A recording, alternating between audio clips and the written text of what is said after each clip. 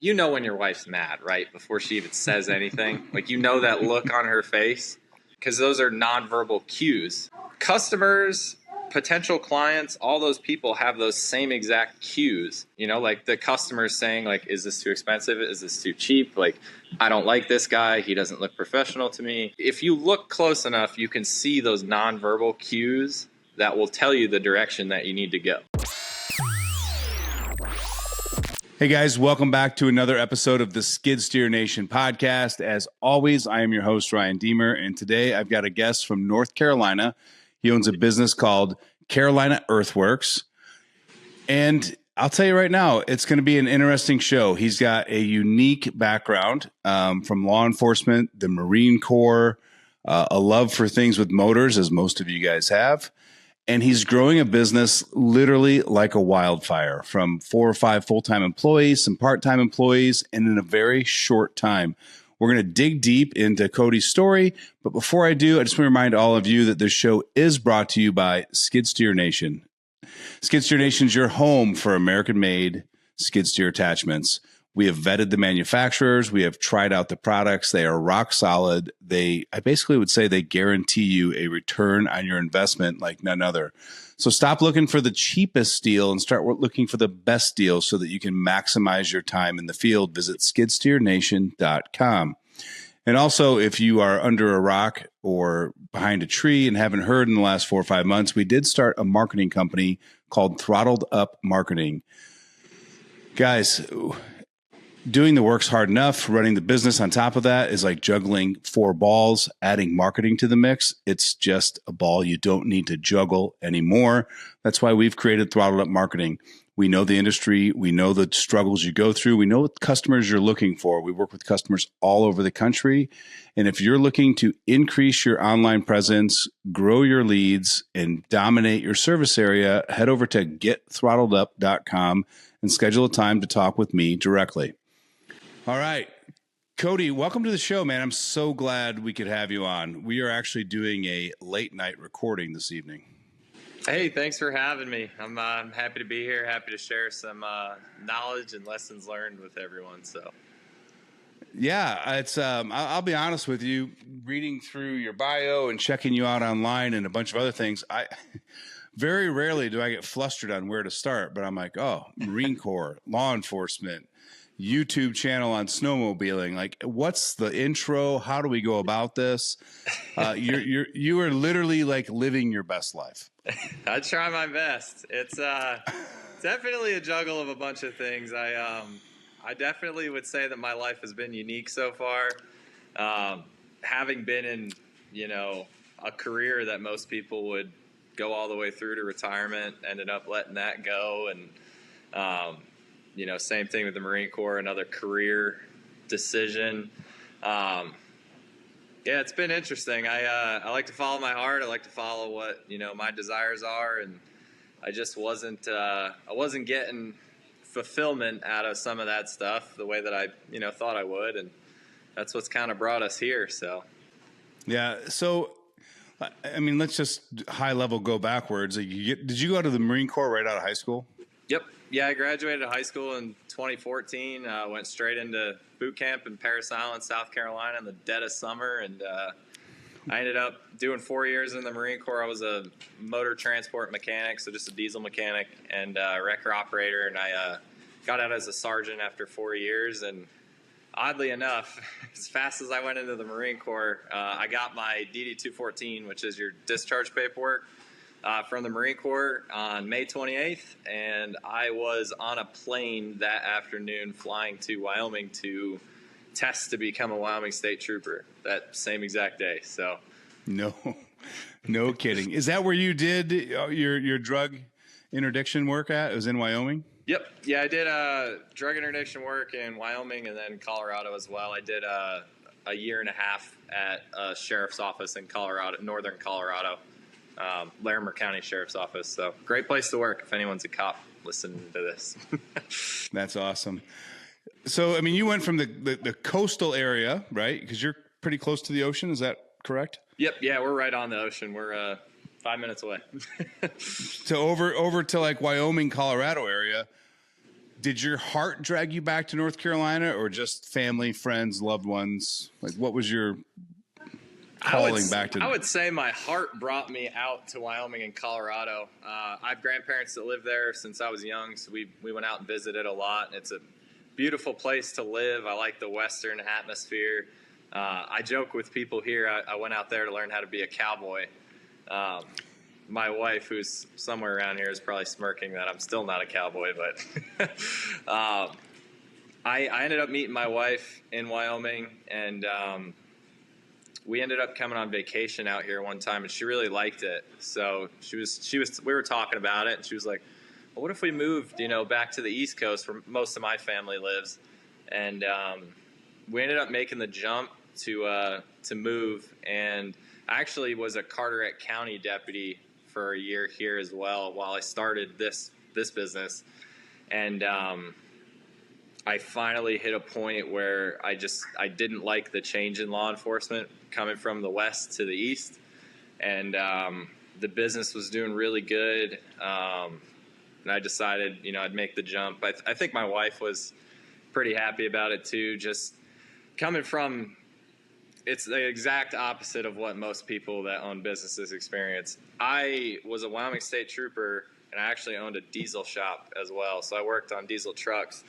So I'd work 4 days a week, and then I'd get 3 days off. Well, those 3 days off, I'd be working at the diesel shop full time. Plus, I worked pretty much permanent nights as a trooper. So I would sleep till 8 or 9, and then I'd go into my diesel shop and work until I went to regular work. So I was actually getting more time off and more of a break now full time with this business than I have my entire pretty much adult life. So the polar opposite of most.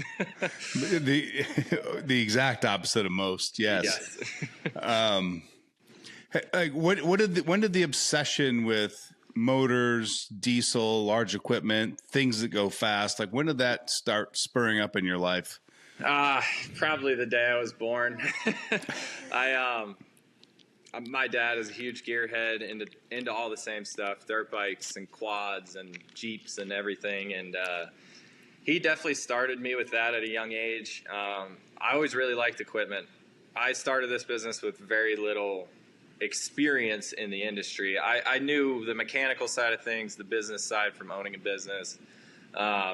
I've played with skid steers, excavators, stuff like that, but never when, we're going out and, hey, put a French drain in. Like, I didn't know what that was when I started. Yeah. That's what really started the obsession was my dad and just how I grew up.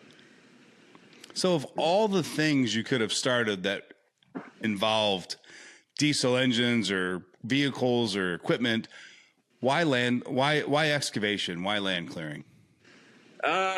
I've always really liked equipment. Liked playing with it. I liked being outside. I liked just the operation of it, how it worked. Every aspect of it I enjoyed. My first dog when I was like 3 years old, I wanted to name Bulldozer. But second to Harley. His name ended up being Harley. But it's just been a passion of mine. And I didn't love the diesel industry, repair industry at least, just because it's right on Interstate 80, which is California to New York, giant interstate highway. You get a lot of pass-through traffic, people that want stuff done really fast. And I don't know, I got tired of, I guess, fighting with clients, because you bring your car in to get fixed and they fix a shock and then their engine blows and that's your fault somehow. So I knew I didn't want to be in that type of industry just for that reason. Excavation's a little bit different, I think, industry-wise, because most people that have an excavation-related project, they've been planning for it, they're excited about it. It's almost the opposite. Like when your truck breaks, you're angry because you need it. In the excavation world of things, I think it's definitely better. You get happier customers most of the time. Obviously, you could change that, but for the most part, going into it, I don't think I've ran into a ton of people that are very upset unless it's a septic issue or like a water line breaking or something. But for the most part, everyone's pretty excited. So I'll tell you what, from personal experience, Cody, like my father loved working on vehicles and tuning engines, and not the performance side of it, just like the everyday thing. But he loved it. And I always just realized, like, when you're in that kind of line of work, it's all about your ear. Like, if you have to hear the difference and understand the timing, and like with excavation, it's all about sight. Like, the customers can actually see the transition versus having to listen to it. And I wonder if that plays a big part in that. That's a good point too. That's a good perspective I hadn't thought about. That definitely makes sense. You close the hood on a truck, man, and like nobody can see what you did to that engine. They have to listen to it. That's very true. You know, so we would sit in that garage and he would be like, "Oh, do you hear that?" I'm like, it doesn't sound any different to me. I was like, I'm like 7 years old. I'm like, I don't know what you did, but if you're happy, I'm happy. I don't know. Like, yep. But you mow the grass and you instantly see the short grass. You know, it's from a 7-year-old's perspective. Yep. No, that makes total sense. Yeah, like, so the customers in this industry, like, they get to see all those trees removed, the underbrush gone, the drainage right, the driveway beautiful, and it's just, I think it really helps. You know, they don't say a picture's worth 1,000 words for nothing. Oh yeah, no, that makes sense. It's a good perspective I hadn't thought about. Yeah. Before we dive into, I mean, there's a couple things with your business I'm just really intrigued by. But before I do that, I just want to keep talking about you as a person for a little bit. I mean, okay, you have quite the obsession with snowmobiles, to the fact that you literally had a YouTube channel for a short stint all about snowmobiles. I do. That YouTube channel, if you go back far enough, will go back to when I was probably 13 years old. Everything quads, dirt bike racing, snowmobiles, boats. That's kind of my catch-all YouTube. I actually have 3 different YouTubes. So I have a Carolina EarthWerx one, which I need to be better about. I'm contemplating hiring someone to do that. I have a Jeep-related one, and then I also have that one that's filled with snowmobile stuff and all that. Very, very into off-road, just anything. So, yeah, I'll tell you what, I didn't look at all of your YouTube channels. Excuse me, but I did find that, is it King Kubi? Is that the name of it? Yeah, I think I changed it back to off-road. Just my name now, but well, I think when I found it today, it was King Kubi. But my favorite video on that whole channel was you setting up your audience for the day you proposed to your now wife. That's awesome. That's good to hear. I mean, thank you for watching it, I guess. Yeah. It was, I mean, yeah, they were on the side of the road. The snow was starting to melt, getting towards the end of the season. He kind of shows the box, didn't show the ring. You guys find the spot to do your photos, your videos, this beautiful overlook. And then you just walk up and you start talking to her and tell her how much you love her. And boom, drop onto a knee. And like every good woman, she cries uncontrollably. I was happy she said yes, that's for sure. There was a lot of planning involved in that. I told her, at the time she was working as a manager of a Ski-Doo and Can-Am dealer. So we were sponsored by Climb as well as Ski-Doo for snowmobiling. And I told her, I was like, hey, we got to go shoot some promotional content for Climb and for Ski-Doo. Which wasn't out of the unordinary. If you look up the City of Laramie's Facebook, you will find us snowmobiling. That's part of their advertisement for tourism and stuff. So she was used to that, and I was like, yeah, we just got to get some shots of the sleds and everything. And she had no idea. It played out perfectly. Yeah, that's so awesome. That's so awesome. Yeah, jokingly asked, like, would you have posted the video if she did say, hold on a minute? Yeah, in retrospect, I think I would have, only because that probably would have went viral.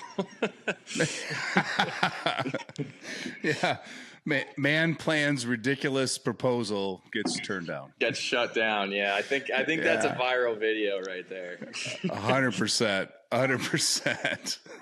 Oh, all right. So my biggest question for you with like Carolina EarthWerx, you're in law enforcement, you're doing, you know, I get it doesn't fill your cup the way you want it. I've had careers where it's like, yeah, they pay well, but it's like living in the gray and nothing exciting.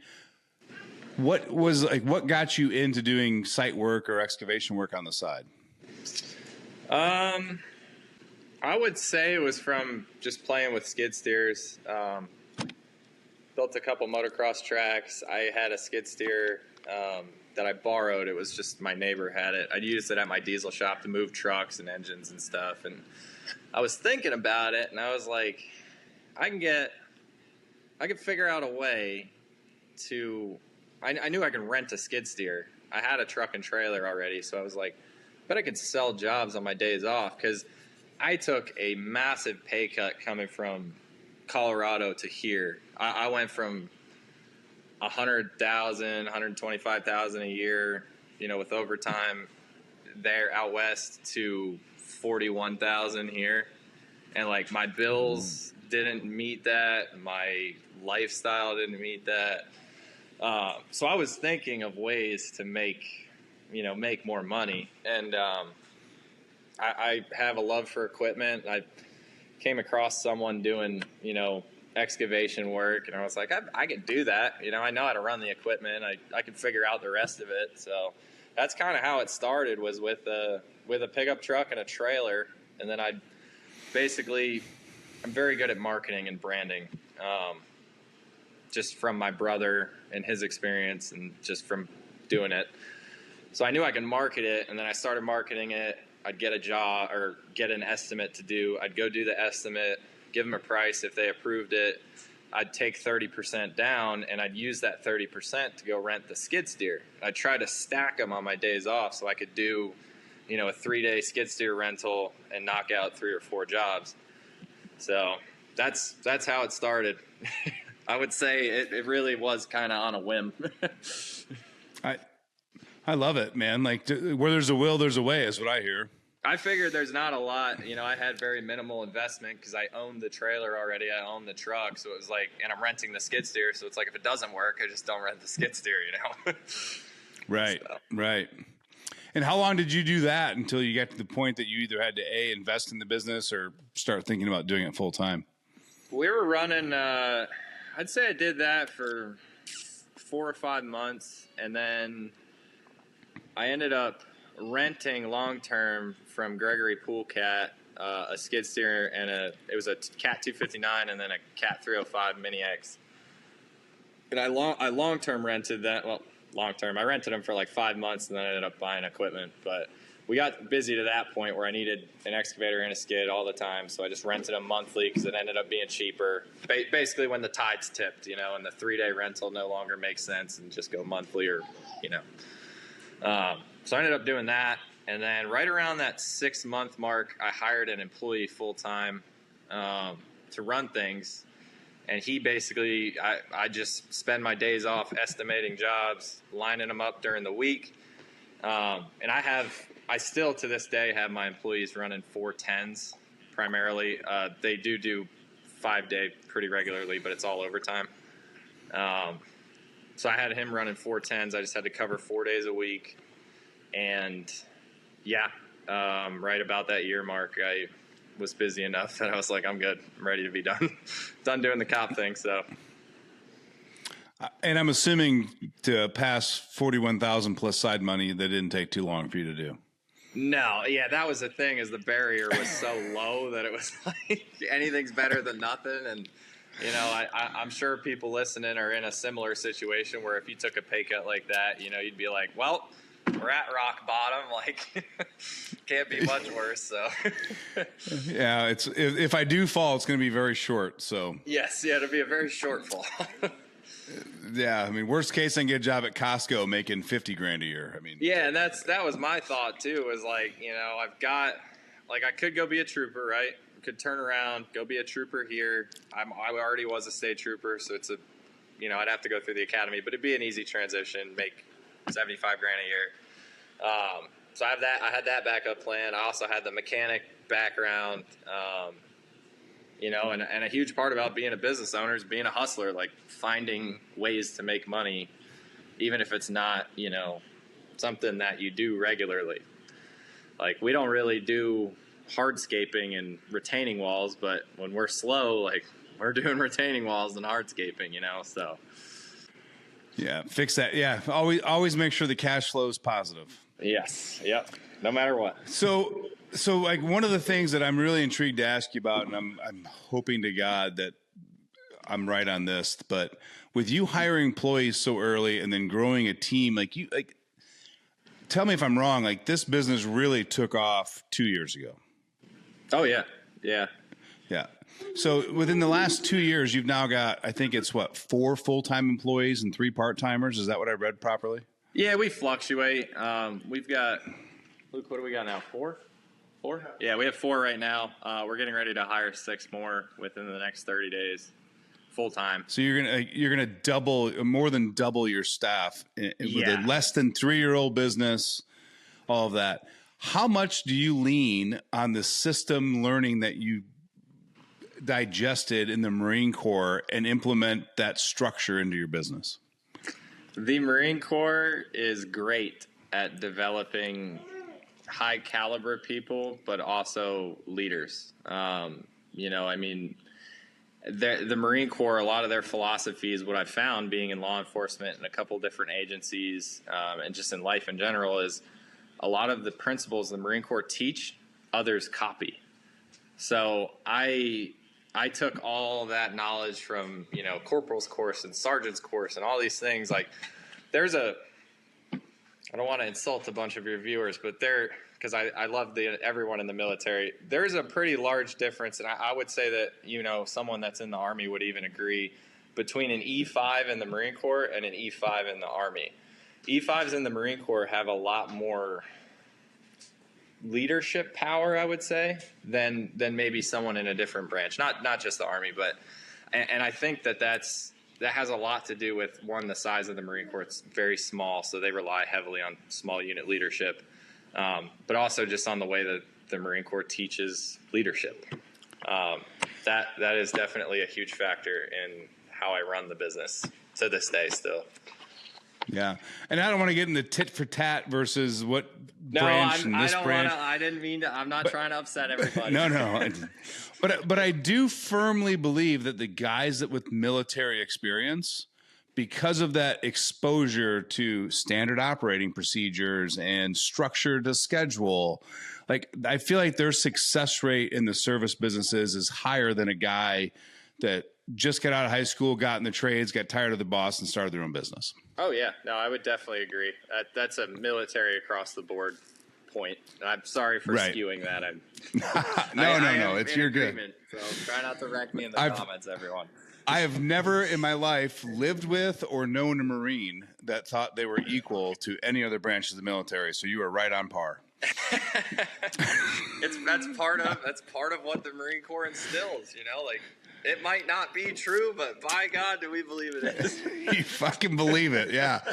My roommate all through college, he's still my best friend. We're going on a trip in a few weeks from now. He was in the Marine Corps, and 4 or 5 other guys, but we were all in the Marine Corps. And again, right, wrong, or indifferent, there's a love and a passion and a mutual reason. If you just see somebody else that was in the Marine Corps, there's like an instant bond, an instant connection, and it's the coolest thing I've ever seen. Three of my employees are Marines, and I'm hiring a superintendent that's a Marine, and we try to hire Marines. We're near the Marine Corps base, Camp Lejeune, so I am afforded the ability to hire who I know is high quality people. So. That's awesome. All I know about Camp Lejeune, and this is because they pump it all over our commercials for the last 5 years, is don't drink the water. Yeah, I did. I don't know what's going to happen. I think they said that was back in the 50s, but I think it was before your time, I'm going to assume, but it still baffles me how much money attorneys spend on the water from Camp Lejeune 30 years ago. I know. So I'm 4th generation Marine Corps. I did not grow up near the base. No one that I can think of. Actually, my uncle retired. My dad didn't retire. He did 4 years, got out. He's a chief of police. My grandfather, same thing, 4 years, got out. But I believe my grandfather got some of that settlement for the water, and I think it was $16 or something. Because class action lawsuits, only attorneys make money. The victims don't make anything. Amen. What do you contribute? And we're gonna. All right, we got off tangent there for a minute with the military. I could stay there, but some of our listeners probably like, let's get back to growing a business. How the hell did you go from part-time to 4 full-time in 2 years, and how are you going from 4 to 10 in 6 months? We're slated for 22. Sorry, I'm looking to clarify. Yeah, we'll have 22 employees before the end of the year. 22. Yep. So, is this because of the contracts you're picking up, or is it just the projections of residential work, or like where are you going to get that work to fulfill that? It's contracts that we have in place. We were recently picked up by a subdivision company, so we're going to be doing subdivisions now. I think I have 8 of them to do as of now. So we're going to try to knock 2 or 3 of them out at a time. So it's going to require, a set group of people per subdivision, essentially. So that's how I'm calculating that number. Okay. And what kind of work are you going to be doing for those subdivisions? Are you doing the utilities? Are you doing the land clearing, site prep? Oh, we're doing the whole thing, total package, from start to finish. So, yep. Yeah, that's it's a new one for us. I shouldn't say new. We've done some smaller ones.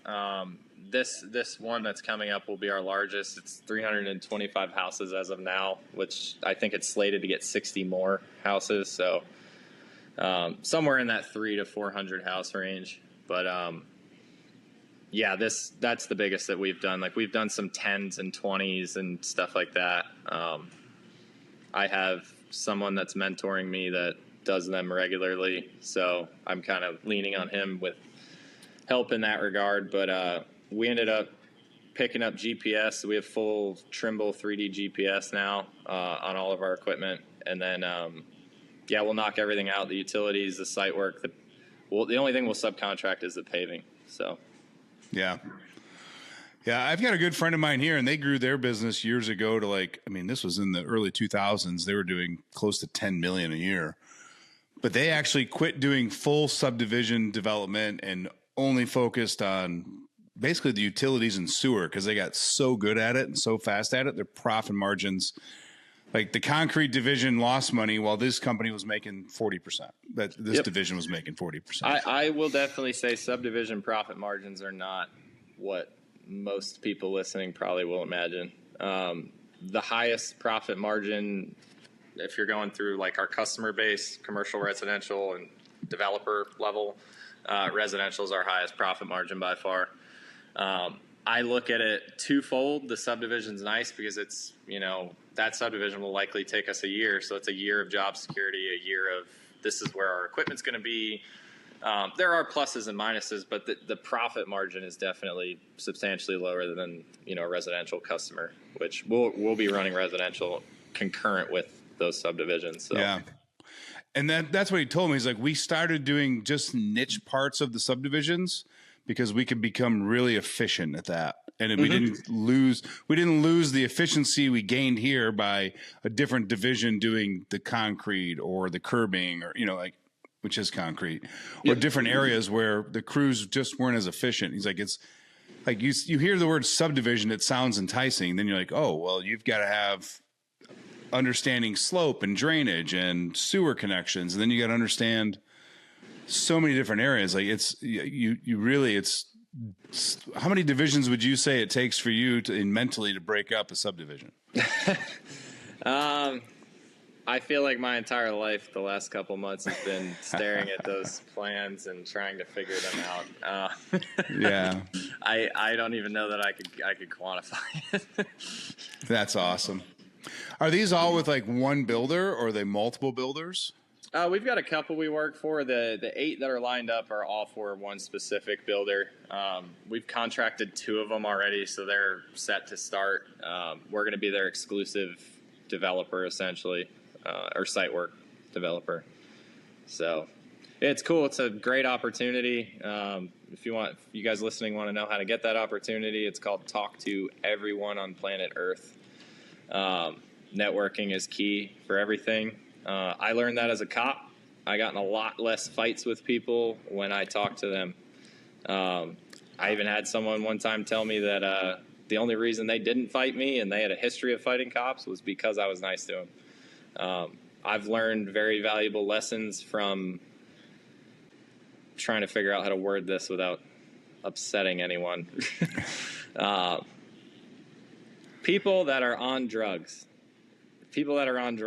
like homeless people on drugs, that most people would look at them and go, they have absolutely nothing to share with the world. I've learned very valuable lessons from them. So networking, that's how you get these opportunities.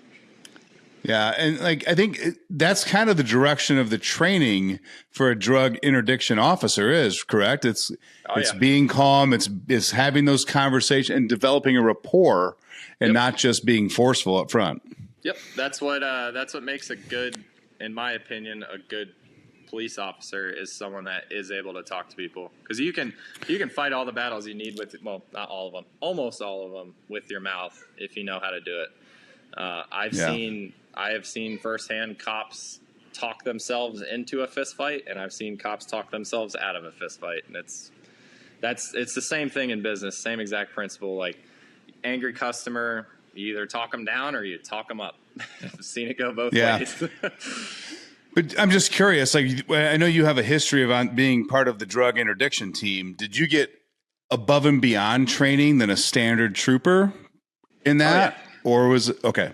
Yep. I did quite a bit of studying on my own, psychology of behavior and stuff like that. I don't want to say it's interesting, but it is interesting. You can read a lot about someone if you know what to look for, and they're very, like, basic things, you know. I did a lot of that on my own. I also went to a ton of advanced follow-on training and stuff like that for interdiction, human trafficking, all that stuff. It's a passion of mine. I still love that very much. I wouldn't go back and do it, but I still enjoy being involved in it. I instruct some local departments around here for DUI related stuff, interdiction, that type of stuff. So I still have that satisfies my urge to go back. I love it. I'll tell you what, and I know he's listening, so I'm just going to call him out by name, but like our first guest ever from the podcast, his name's Eric League. He was in the police department in North Carolina in his town for 20 some years and retired for this full time. But he really says he's so good with customers and estimates because of the interrogation training he received as a police officer and knowing how to like guide the customer to the answer before they even know they need it. Yep. Yeah. A way that I explain to new guys when we train new guys in law enforcement would be, you know when your wife's mad, right? Before she even says anything, like, you know that look on her face. Well, that's not even just a universal look, like, when she's upset or when something's not going right, because those are nonverbal cues. That's all psychology and just human behavior. Customers, potential clients, all those people have those same exact cues, just different, like the customer's saying, like, is this too expensive? Is this too cheap? Like, I don't like this guy. He doesn't look professional to me. If you look close enough, you can see those nonverbal cues that will tell you the direction that you need to go. So I always look at that. I try to build that rapport from the start with customers, and I follow on, and if a customer says, hey, I need a clearing done for a horse property, like, do I know horses like the back of my hand? Not really. My wife does. I know enough that I can talk to them about horses, and that brings that level of rapport just off that that one cue or whatever. That was a verbal cue, but you get the point. Yeah, I do get it. In fact, my nephew, he's 22 now, and he's getting ready to graduate college. But 4 years ago, and he's like, I don't know what I'm going to study. And I'm like, I don't care what you study, but minor in psychology, because I don't care if you're in sales, you own a service business. I don't care if you work at a car wash. I don't care what you do. Understanding the tendencies of human beings makes every job easier. Yep. I couldn't agree more. It's helped me in every walk of life. And I will say I do have that natural, my dad calls it the gift of gab. But I do have that natural ability to talk to people, which I think also helps. on top of that, having some basic understanding of human behavior, and I feel pretty good in that regard. Yeah, and I'll be honest, Cody. I've heard that throughout my life too, because I can't go somewhere without meeting a new friend or running into somebody I already know. And I mean, airports in different cities. But it's really, I think, the gift of gab, if you break it down, so that people don't just put it into a box of like, yeah, I don't have that. It's just literally being curious about the person you're talking to. Yep. Yeah, asking genuine questions and being genuinely engaged in a conversation. Yeah, and not being self-absorbed with wanting to talk about yourself, but asking about their life. Mm-hmm.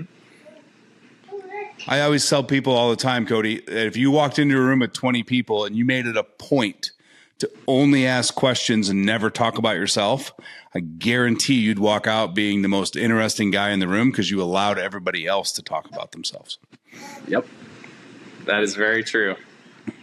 You know, and that's just going back to understanding psychology. People like to talk about themselves, so give them the space and the time to do it, and they'll think you're their best friend, whether you're their contractor, their plumber, their neighbor, whatever. Mm-hmm. Except the neighbor part is a little tricky because then they keep coming over. I like my neighbors. I'm my parents call me the mayor of my subdivision I live in. So. Yeah, we're the youngest people in our subdivision. Like, I don't know how, I know how we ended up here. But most of the people in our neighborhood are retired, and the HOA cuts the grass and does the snow removal in the winter and all that. And, it's just we lived here for a short period of time a couple of years ago while we were selling a house. And anyway, but we just liked coming back. So we wanted to come back. There's a Rails to Trails bike trail that's literally on the side of my house, dead end street. It's awesome. But like, what it's the same thing. Like, we're in Illinois. Oh, okay. Nice. But like, everybody's like, oh, Ryan and Tracy are back. It's kind of the same thing. It's just, yeah. We're intriguing because we're younger than them. And let's be honest, I'm 47 years old and she's 49. We're not babies. If that tells you what kind of neighborhood we're in, you know? Yeah.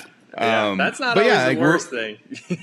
It's the best. Like, my neighbor came over and knocked on my door the other day, and I answered the door, and I'm like, hey, what's up, David? And he's just like, oh, I want to make sure you're home. I go, why is that? And he was like, well, your garage door's been open for like 4 hours. I was going to shut it. I'm like, I love this neighborhood, right? Like, that doesn't happen in new developments these days. Oh yeah, no, you'd be getting robbed. yeah. Instead, he's wanting to close your garage door for you. It was awesome. That is awesome. It was awesome. We should probably talk a little bit more about dirt work, though. You hit a topic with me on human psychology that I could probably talk to you till midnight because it's already almost 8 my time and 9 your time.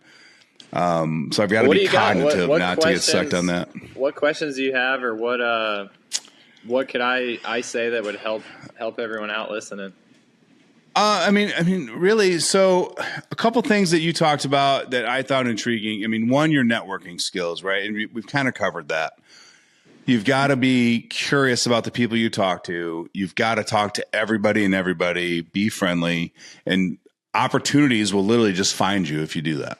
Yep. Is that fair? Yeah, take genuine interest, like, don't look at your customers with a price tag. Look at them as people, like some of my customers have turned into great friends, and I would like to think almost all of our customers would jump to recommend us. I know they do because I get it all the time. Hey, so-and-so referred you to me. Hey, so-and-so said you did good work. Or, I think a key to that is not looking at the job as a price tag. Look at it as like a human interaction, and treat it like that. Yeah. And then the money will come. But do you, and here's the side note that I'm curious about your perspective on. I went through a phase where I was all in on other people. Well, what do they need? How can I serve them? How can I help them? And then I found that I was saying yes to too many things and not staying in my lane. Mm-hmm. Do you struggle with that same personality, being able to talk to anybody, of saying, no, we don't do that, or that's not what we do? Let me refer you to somebody else. I have very much so. I'd like to think that I've gotten better. I know that I've gotten better with it. Yes, just like the Jim Carrey movie, Yes Man, for the first 6 months of my business, it was just yes to everything. Nice. I think that's common. Mm-hmm.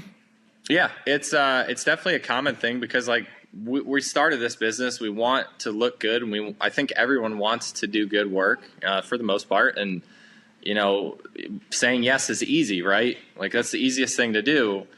What I have learned throughout this journey so far is setting clear expectations is before the job even starts is paramount.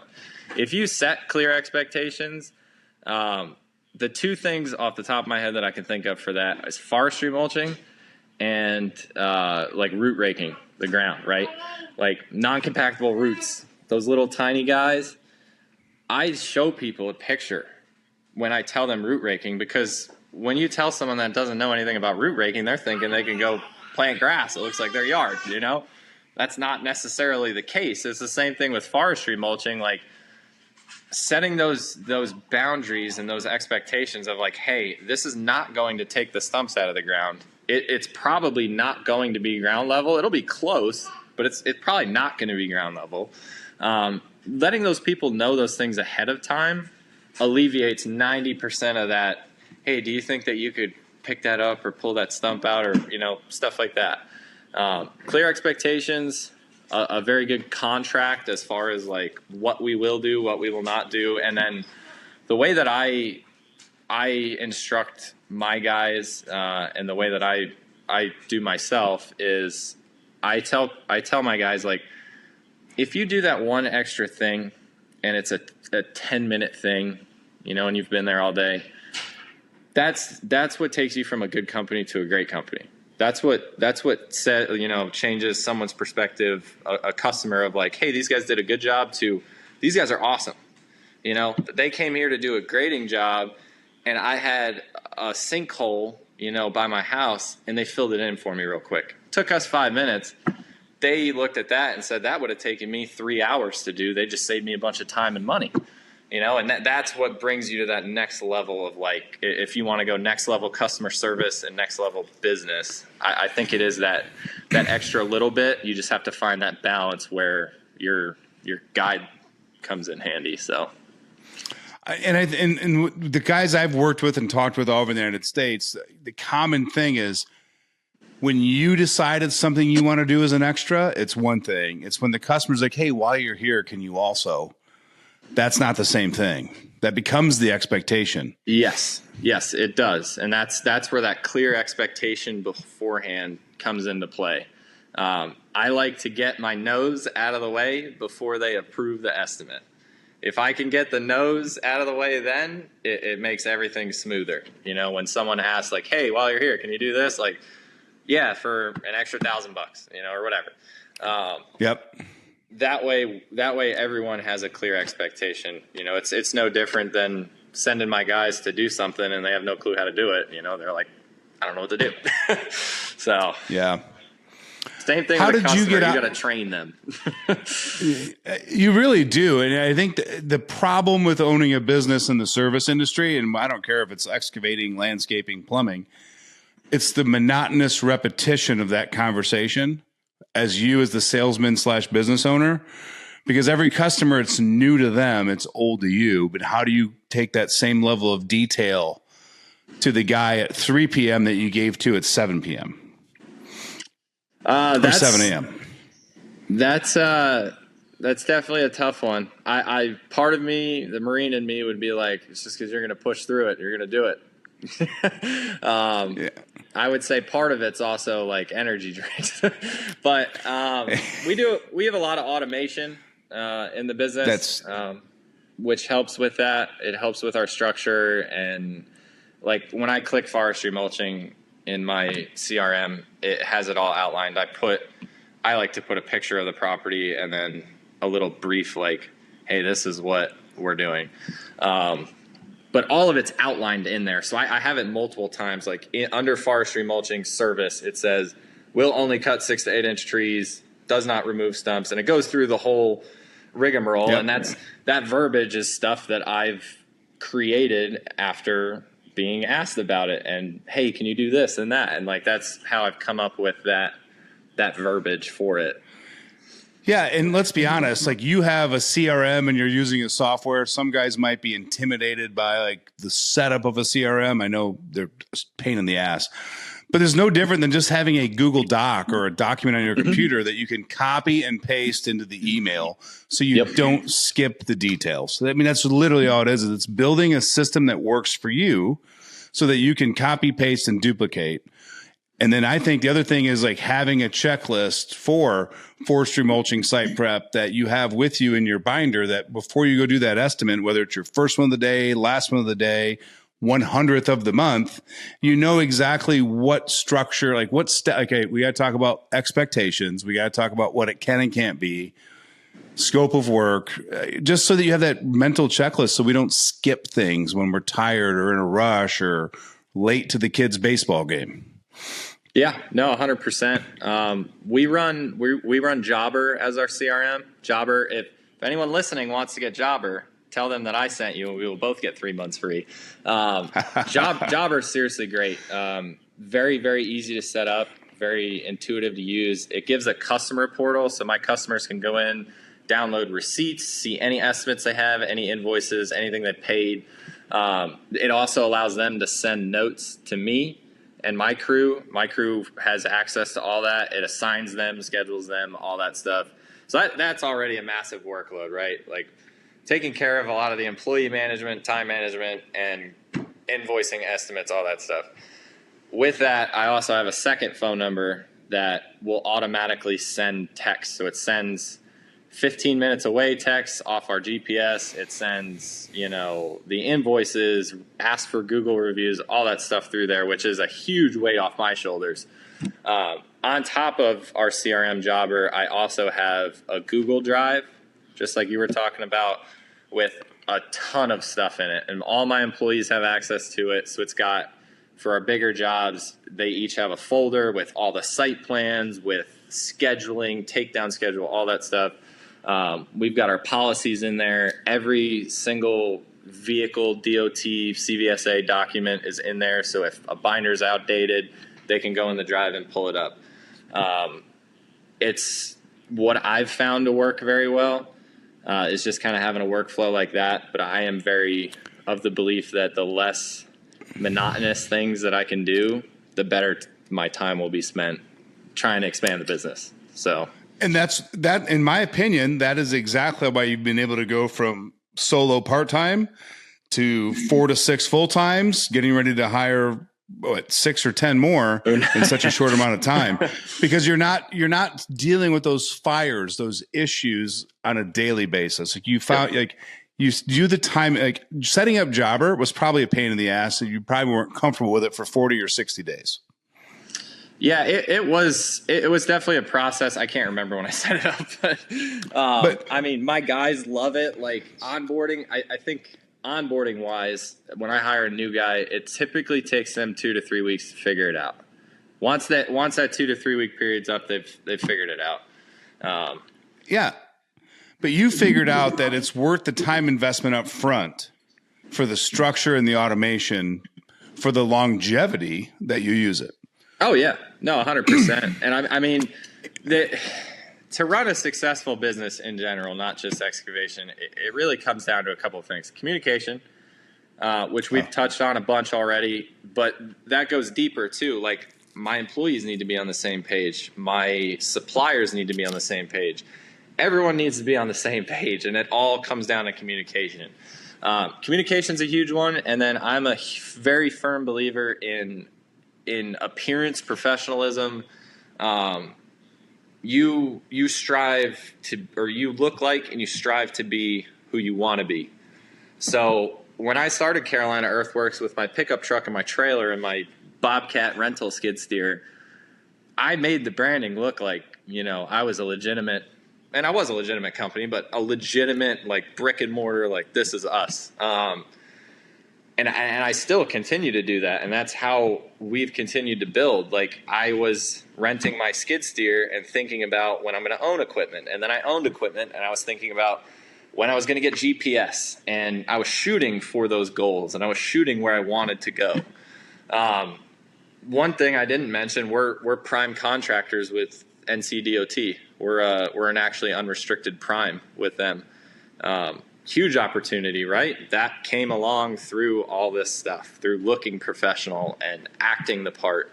Because you will act how you become. So, yeah, I mean, it's two things, right? You're the sum of the 5 people you spend your most time with. Yep. So if you're spending time with all of your high school buddies who just work their 9 to 5 and whatever, then you tend to stray that way. Look the way you like. Yeah, we always talked about it with women when we were younger, right? Like, become the man today to attract the woman you want to marry tomorrow. It's the same thing in business. Same exact thing. Same thing in business, right? Like, if you're getting drunk 5 nights a week and you haven't showered in 3 days and don't go to the gym, and then don't wonder why you're not getting the supermodel to date you. So, and I'm laughing, so I forgot my train of thought. Sorry, I know I spit a bunch of stuff on it. I am from New Jersey, so I talk fast and process information. No, my mind works 5 times faster than my mouth, so I get it. But yeah, it's, like looking the way you want to look at it. I mean, I've talked to guys who were part-time. Shit, my friend in Michigan, he's an engineer and he does this part-time, and he had a utility company approach him at a job site and want to contract them for an enormous amount of right-of-way work because of the look of the truck, the trailer, and the skid steer, and it was all clean and professional. Yep. Yeah, 100%. Appearance, that's another Marine Corps trait. Like, your appearance matters. And that's not, that's not the Marine Corps yelling at you. That's just how it is. Customers look at that type of stuff. And I also think that they look in the converse of that, which is, that's probably the wrong word, but if you show up in, I don't know how to word this. I think customers look at a whooped hoopty that doesn't match your industry. Like, if I pulled up to a job site to do an estimate on one of those 50cc scooters, that would be a little weird. Well, I think it works the same way, because I've had customers mention it about other contractors. Like, if you show up in a Rolls Royce to do an excavation job, like, there is a level of, like, look the part, like, if you own an excavation company, like, it makes sense to show up in, like, a pickup truck, or, like, if you got a commuter little estimator car with your logo on it, like, that makes sense to me. If you show up in grandma's Hyundai Elantra that's from 1975, like, I don't know that makes the same image. And it's not a knock on what people have. It's just more of a knock on, like, if you can make the appearance better, give it a fresh wash, like, do that extra little bit, because it does make a difference.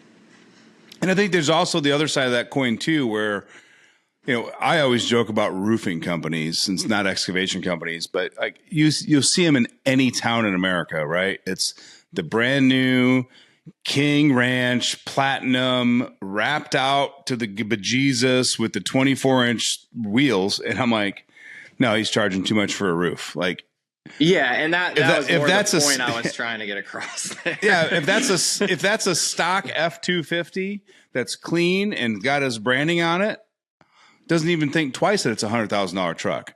But the moment you make it look like Jay-Z's necklace, I'm like, I'm out. Yeah, no, and I'm with you too. I've had customers say that before, like if we're on site with a concrete guy or something, I've had them make those comments before. I by no means have new trucks. Like, I've got old dump trucks, a 2000, a 2002 International tandems. They've seen better days. But we take the time to clean them. We take the time to make sure that they look nice. We put nice lettering and graphics on them. And I don't know that anyone really sees the difference between a brand new truck or that truck, just because we take care of them. We take pride in that, and that's important to me, and it's important to the guys. They don't want to get in muddy, dirty equipment either. Right. But and again, back to our point of like human psychology, I think there's also a part of that when a customer sees something not new, well maintained, clean, and actually taken care of. It's like watching that guy with like the 1967 Camaro that he drives every day, but it still looks showroom condition. You're like, man, that dude's meticulous. I bet he's meticulous about everything. Yep. Right. Yeah, So no, like they there's a have lot that of same truth to that. subconscious thought about you. Like, wow, he's meticulous with that old dump truck. I bet he's meticulous with the way he does his job too. Yep.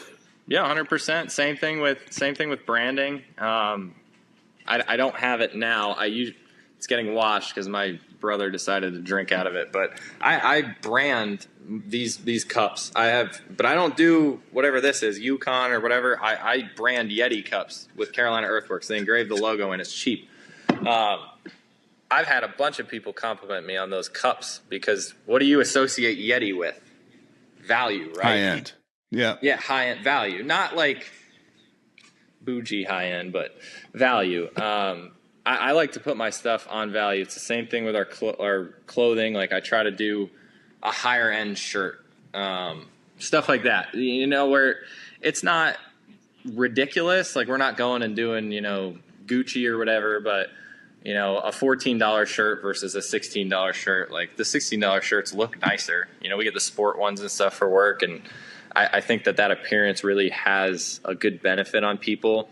Another thing with the Yeti cups, good customers of mine, I keep a case of them in my truck and I'll give them to them. That's been phenomenal branding because who doesn't want to carry a Yeti cup around? Right. So yeah, but who wants to wear a Carolina EarthWerx hat? And that's like finding something that they'll actually find valuable. Yes, yeah, and like shirts and hats, they work, to an extent. I wouldn't say like personally for me, like I'm gonna wear Carolina EarthWerx. I'm probably not gonna wear, if Martin Marietta wants to give me a hat, I'm not gonna wear it. But a Yeti cup, like I would carry a Yeti cup around. So. Right. It is again understanding when you do branding for customers, what will they appreciate over you thinking, if I have 100 people wearing my hats, that's 100 people. People aren't going to wear it. Mm-hmm. Yeah, no, and but they will carry a Yeti or I go with the yard sign. Like, hey, can I put a yard sign or a yard sign in your yard? Yard signs are great. That works really well for pass-through traffic, right? The Yeti cup, and I really like Yetis I think they're $50-something a piece. They're fairly, expensive. I usually will save them for repeat customers, bigger projects, stuff like that. But when site developer that just gave me the subdivision goes to his meeting with his Carolina EarthWerx cup, he's going to have the story to go with that branding, which adds another tier and immediate credibility. 100%.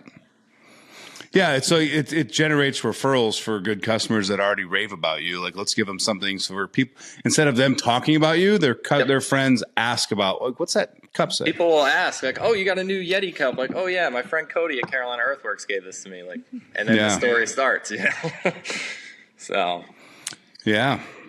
Well, this water bottle craze, you're gonna have to start carrying Yetis, Stanleys, Owala, whatever the fuck brand that is.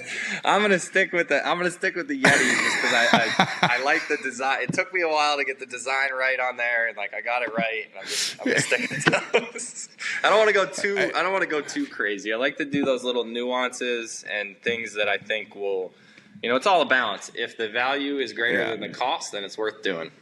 So yeah, we literally, Cody, have like a time capsule of one cabinet. It goes from Hydro Flask to Yetis to Stanleys to what, and I'm like, whatever the hot brand was, she's like, oh, I went and got a new water bottle. I'm like, yep, no, my wife's the same way. She just I got her a Yeti version and she got a Stanley one. So yeah. And then she's like, yeah, never mind. She might listen to this. I'm done. She's like, I drink more out of the Owala. I'm like, I don't even want to pronounce it. And two, you drink a lot of water regardless. Yeah. I don't really care what it's coming out of. It's just, what's convenient. I like these because I can sit on my couch and I have a 7-month-old. She likes to play with this. She can't take the lid off of it. So it prevents messes. But I mean, we literally, I'm not kidding. We probably have 18 of the 20-ounce steel tumblers from Yeti. Different colors, different companies and all that. And I told her, I'm like, you can throw everything else in the house away because it's perfect for keeping drinks cold. It's perfect for coffee. It's the only thing I use is a 20-ounce tumbler. Me too. Nowadays, that's really all I use. I also got the little Yeti, like energy drink beer can holders. I use that for like energy drinks in the morning, especially because first thing in the morning when I'm out on a job or doing estimates, I have that with me, and it's just that added layer of branding. That's all. So. Yeah. So I put the fake Yeti can in that, and that's where I store valuables when I'm in the house. Nice. But anyway, yeah. So we just covered communication. We covered branding. All right, walk me through this. I'm assuming with your background and your growth and everything else that you've already got a plan on how to onboard and train 6 new employees in a really short time. Yep.